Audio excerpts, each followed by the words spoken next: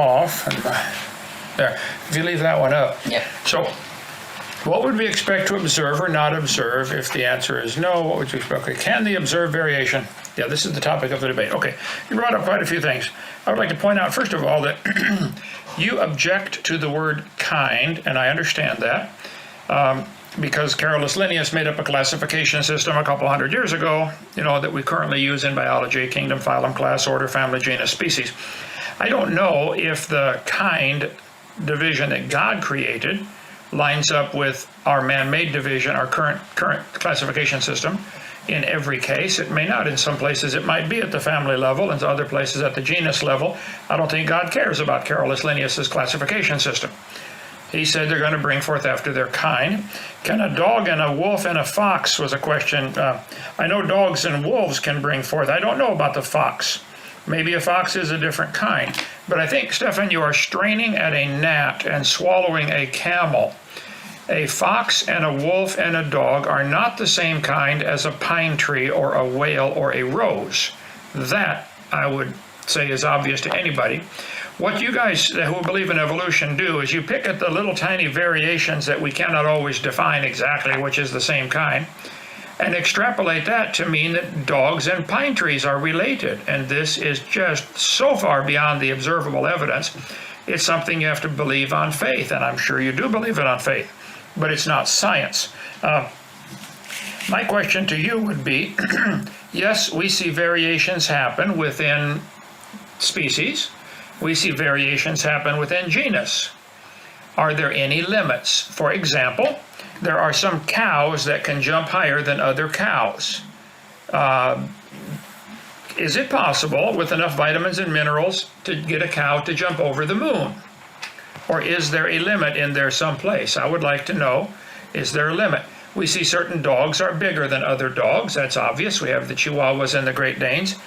Is there a limit to the size of the dog? Could there ever become a dog as big as an elephant?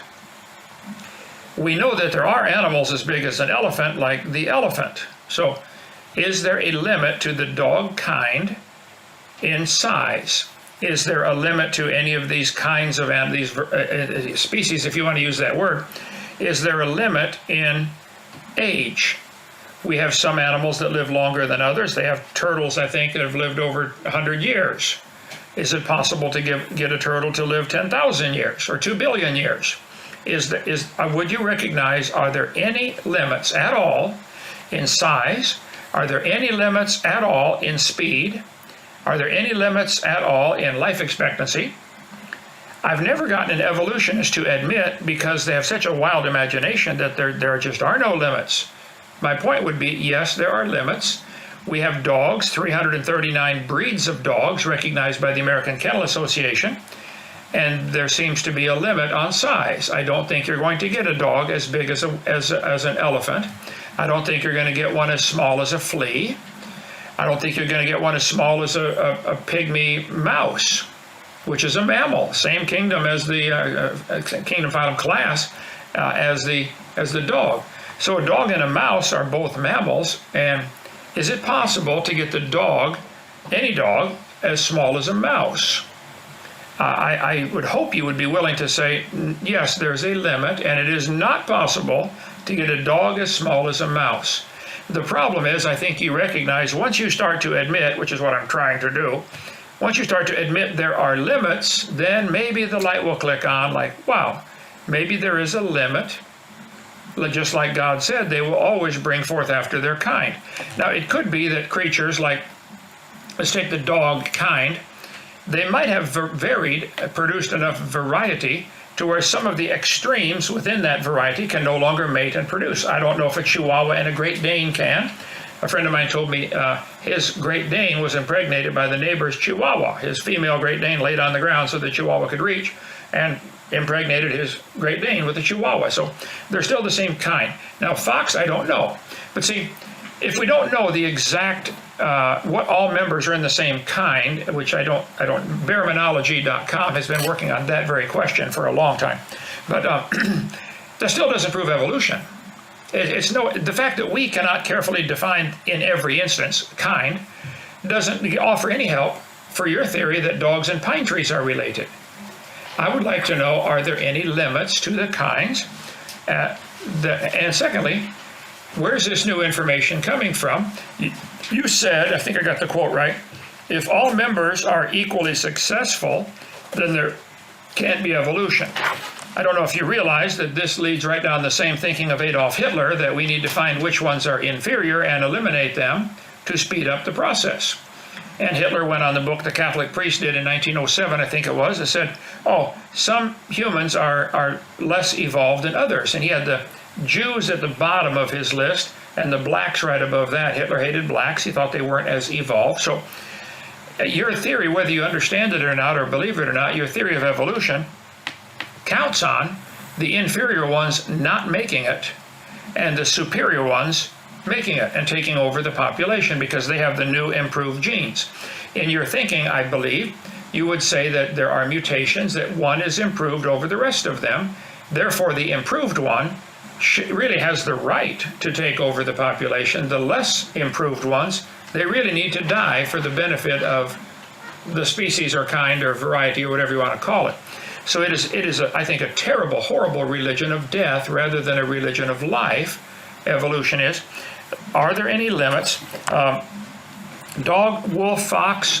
Fox, I don't know. Noah may have taken 6 pairs of dog-like animals on the ark, and now we have 1,000 varieties. I don't know. I don't know how many kinds of wolves there are. There may be 20 species of wolf. There may be, I know the Russians, for 55 years now, have been doing experiments with foxes, selecting for one trait only, tameness. They crossbred the foxes, took the babies, the pups, they're not called pups, or some kits I think they're called with foxes, anyway, and selected the tame ones, those that were gentle, and used those to crossbreed for the next generation. That's all they've done is select for one trait, tameness. Within 50 years, they got foxes that were like dogs, behaving like dogs. Even their reproductive cycle changed where they could, like dogs, rather than once a year during a proper season like foxes do. They don't want to have babies in the middle of the winter. They want to have them at the time they survive. So they have a certain season that they can breed, where dogs is year round. So the foxes have changed their breeding cycle. They've changed, their ears flop down now like a dog, and there's been no dog genetics put into this gene code. I forget the name of the organization that does that. Nick, can you look that up? The fox breeding in Russia, who's doing that? It's been 55 years, I believe. So the point would be, whether foxes are in the dog kind or not, I don't know. I'm not asking people to pay for my religion to be taught in school, so it kind of doesn't matter.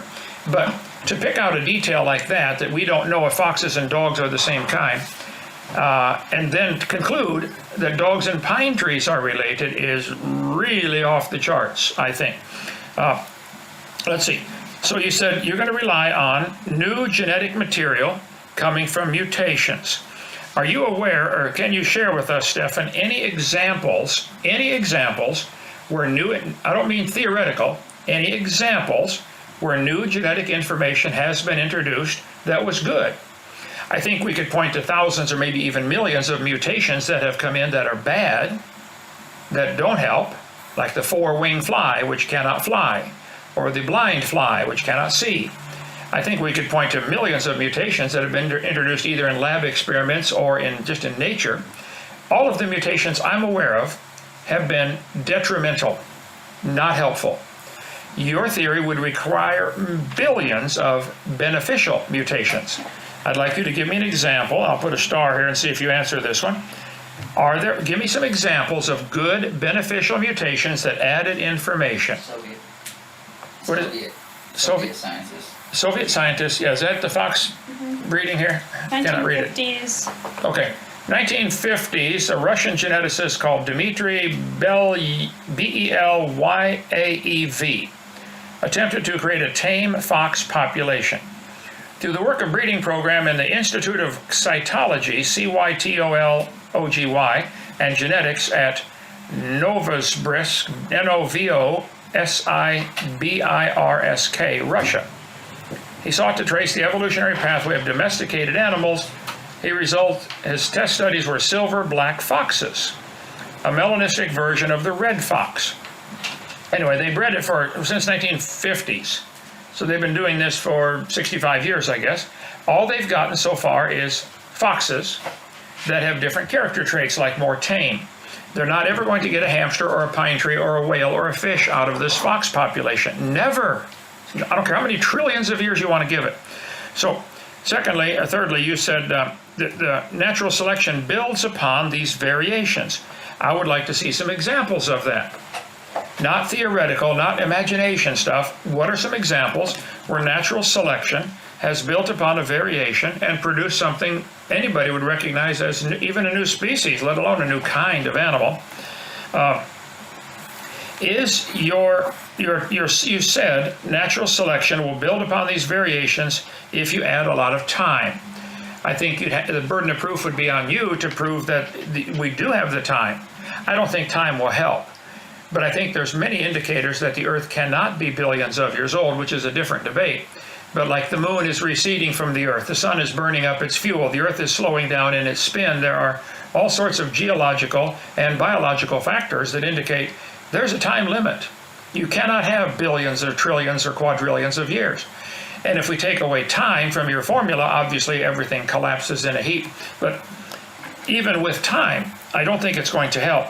Time is, all we see are variations, and you have to get a variation that is improved, and you have to get two of them, male and female, in the same time in history. What if the female came along 50 years too late with the same variation? Or 20 years too early? Or they got to be in the same location? What if the male evolved this improved gene in Africa and the female had it in South America? Well, you got to get two of them at the same time in the same place, and they got to find each other and be interested. It's going to get blended back into the population of those lesser evolved creatures. So I think it's pure imagination. A goose and a mallard, I don't know. Good question. I'll do some research on that. But I'll tell you what, the difference between a goose and a mallard is minor compared to the difference between a goose and a pine tree. Real minor. And yet your theory teaches that all animals and all plants are related. So the goose and the pine tree are related in your theory. I think that's ridiculous. Just the fact that we don't know if a goose and a mallard are related would offer no support for your theory that a goose and a pine tree are related. But I guarantee I can show you from the textbooks used in Denmark. Send me some, 7th grade on up, or 12-year-old on up. I'll show you charts that they put pictures of graphs showing trees and animals ultimately related to a common ancestor. You're welcome to believe that, but it's not science. I don't think it's common sense either. So that, again, to summarize here, Carolus Linnaeus classification system, I don't think God cares. He said they're going to bring forth after their kind. I know of no exceptions to that. Whether we can tell you exactly which is a kind in every case doesn't matter. That's diverting the obvious on a minor detail. And I think it's silly, it's sad that you have chosen to believe this, that goose and pine tree are related, based on the fact that we don't know if a goose and a mallard are related. So my questions to you that I'm going to leave hanging are you aware of any examples that we can test in the laboratory where a genetic mutation has produced something good, beneficial for the animal and for the population, and any examples where this has taken over a population? I'll turn it over to you.